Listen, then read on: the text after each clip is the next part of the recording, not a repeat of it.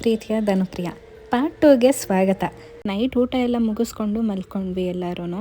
ಅದಾದಮೇಲೆ ಬೆಳಗ್ಗೆ ಎದ್ದು ಮಿಕ್ಕಿ ಚಿಕನ್ ಸಾರಿಗೆ ಮತ್ತು ಮಟನ್ ಸಾರಿಗೆಲ್ಲ ರೊಟ್ಟಿ ಬಡಿತಾ ಇದ್ದೀವಿ. ನಾನು ರೊಟ್ಟಿ ತಟ್ತಾಯಿದ್ದೆ, ನಮ್ಮ ಆಂಟಿರೆಲ್ಲ ಕುತ್ಕೊಂಡು ತಿಂತಾಯಿದ್ರು ಅಂತ ಹೇಳೋಕ್ಕಾಗಲ್ಲ. ಪಾಪ ಅವರೇ ನನಗೆ ತಟ್ಕೊಟ್ರು, ನಾನೇನೋ ಅವ್ರು ಕುತ್ಕೊಂಡು ತಿನ್ನಲಿ ಅಂತ ಅಂದ್ಬಿಟ್ಟು ಆಮೇಲೆ ತಟ್ಕೊಟ್ಟೆ. ನಾವು ಈಗ ಎಳ್ನೀರು ಕುಡಿಯೋಕ್ಕೆ ಅಂತ ಹೋಗ್ತಾ ಇದ್ದೀವಿ. ಇದು ಯಾವ್ದು ಆಂಟಿ ದೇವ್ರ? ನಮ್ಮದು ಕೆಂಚಪ್ಪನಾ? ಎಲ್ಲ ನಮ್ಮ ತೋಟದ್ದು, ಉತ್ತಜ್ಜನೂರದ್ದು. ಅಪ್ಪ ಏನು ಬಿಸಿಲು!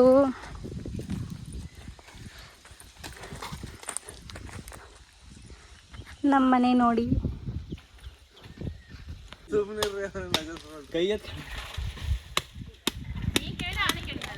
ಅಲ್ಮುಚ್ಚ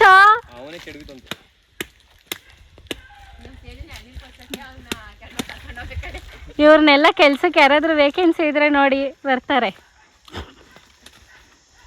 ಇವರೊಬ್ರು ನೋಡಕ್ಕೆ ಕೆಲಸ ಚೆನ್ನಾಗಿ ಮಾಡ್ತಾವ್ರ ಅಂತ.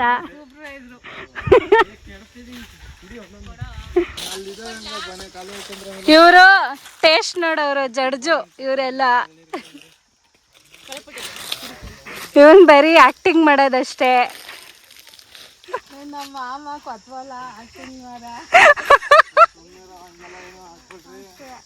ನೋಡು ಹಂಗೆ. ನಾವು ಅಲ್ಲಿಂದ ಸೀದಾ ಆಮೇಲೆ ಹಳಸಿನಣ್ಣು ಬಿಟ್ಟಿತ್ತು ಅಂತ ಅಂದ್ಬಿಟ್ಟು ಇನ್ನೊಂದು ತೋಟಕ್ಕೆ ಹೋಗಿ ಹಳಸಿನಣ್ಣು ಕಿತ್ಕೊಂಡು, ನನಗೆ ಹಳಸಿನಣ್ಣು ಅಂದರೆ ತುಂಬಾ ಇಷ್ಟ. ಅದಕ್ಕೇ ನಮ್ಮ ಆಂಟಿ ಮತ್ತು ನನ್ನ ತಮ್ಮ ನೋಡಿ ಎತ್ಕೊಂಡು ಹೋಗ್ತಾ ಇದ್ದಾರೆ, ಊರಿಗೆ ಕೊಟ್ಟು ಕಳಿಸ್ಬೇಕು ಅಂತ ಅಂದ್ಬಿಟ್ಟು. ಎಳ್ನೀರೆಲ್ಲ ಕುಡಿದು ಹೊಟ್ಟೆ ಎಲ್ಲ ತುಂಬ ಹೋಗ್ಬಿಟ್ಟಿತ್ತು. ಅದಾದಮೇಲೆ ನಾವು ಬಂದಿದ್ದು ವಿಷಯ ಏನು ಅಂದರೆ ಜಾತ್ರೆಗೆ ಹೋಗೋಕ್ಕಲ್ವ, ಸರಿ ಅಂತ ಅಲ್ಲಿಗೆ ಹೊರಟ್ವಿ. ನಾನು ಫಸ್ಟ್ ಟೈಮ್ ಇದು ಜಾತ್ರೆಗೆ ಬಂದಿದ್ದಿತ್ತು, ಹಂಗಾಗಿ ನನಗೂ ಗೊತ್ತಿರಲಿಲ್ಲ ಹೆಂಗಿರುತ್ತೆ ಅಂತ. ನಾನೇ ಸಣ್ಣಕ್ಕಿದ್ದೀನಿ ಅಂತ ದೊಡ್ಡ ಸಣ್ಣ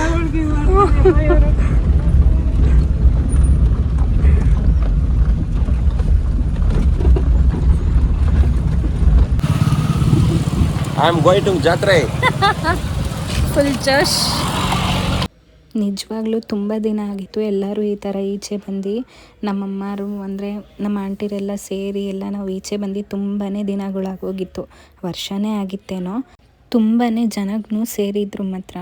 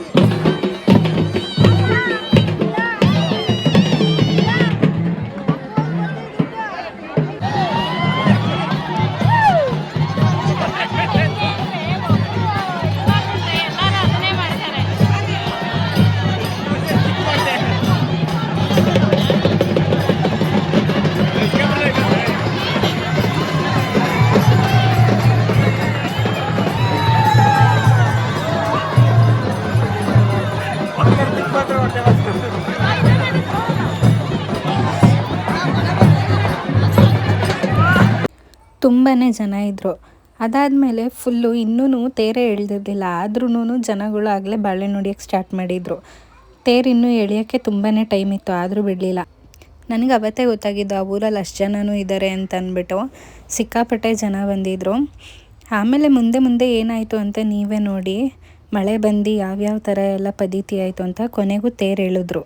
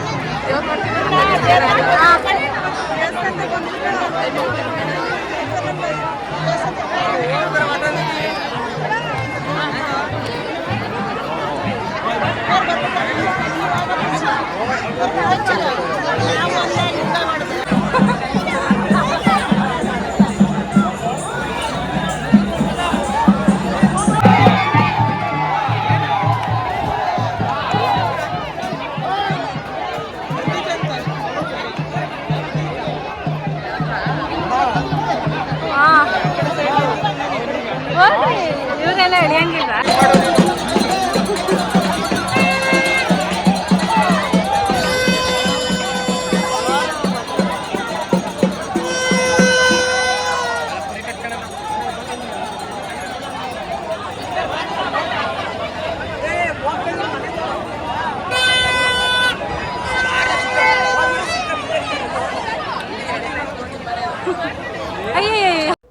ತೇರಿಗೆ ಅಲಂಕಾರ ಅಂತೂ ತುಂಬಾ ಚೆನ್ನಾಗಿ ಮಾಡಿದರು.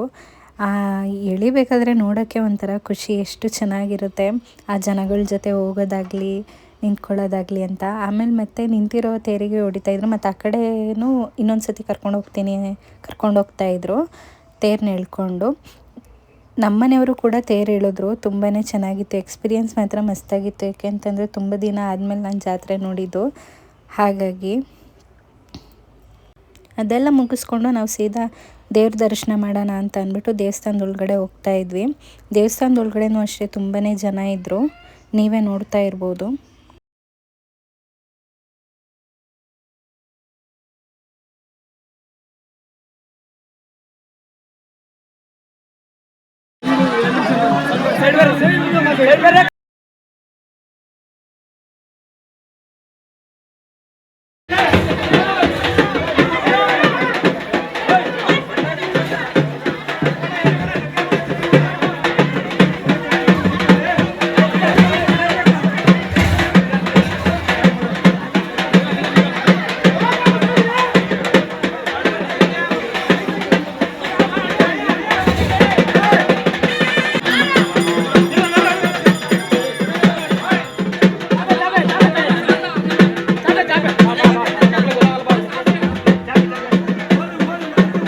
ದೇವರಿಗೆ ಅಲಂಕಾರ ಅಂತೂ ತುಂಬಾ ಚೆನ್ನಾಗಿ ಮಾಡಿದರು.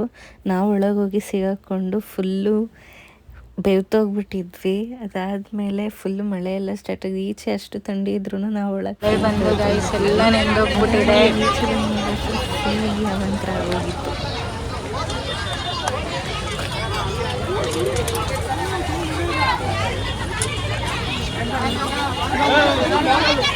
ನೋಡ್ ನೀನ್ ಇನ್ನೇನ್ ಕೊಡಿಸ್ತೀಯ ಅಂತ ಅನ್ಬಿಟ್ಟು.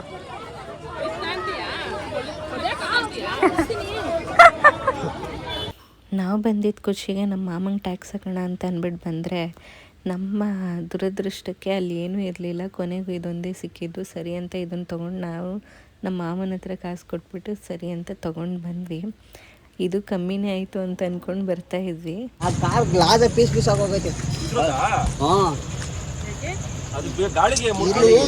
ಇದು ಟೆಂಟ್ ಹಾಕಿದ್ರೆ ಗೊತ್ತಾ, ಇದು ಅದಕ್ಕೆ ಬಿಚ್ತಾ ಇತ್ತು. ಮಾತಾಡಬೇಡಿ,